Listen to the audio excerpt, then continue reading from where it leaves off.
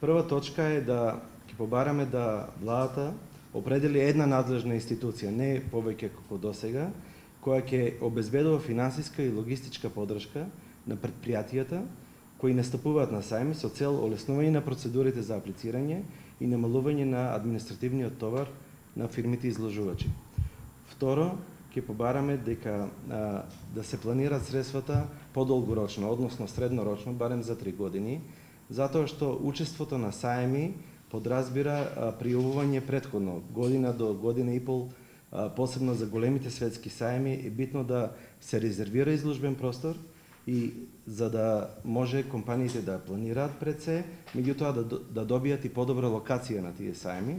И како трета точка ќе побараме да се редефинира моделот за заедничко изложување на меѓународните сајми на концептот национален штанд.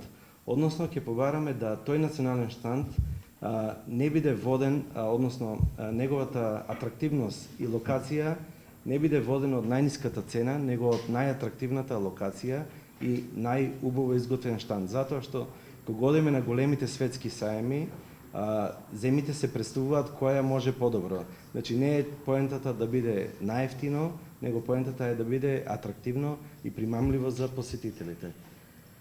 Истовремено потребно е да ги имаме на еден сајм, например, како што е Ануга за прехрамената индустрија, има повеќе дејности, односно има посебно е млеко, посебно е месо, посебно е кондиторски производи. Потребно е компаниите да се наоѓаат во халата каде што се тие производи. Значи национален штанд не е во ред, бидејќи не може сите компании да бидат на едно место, него треба да бидат во соодветната хала.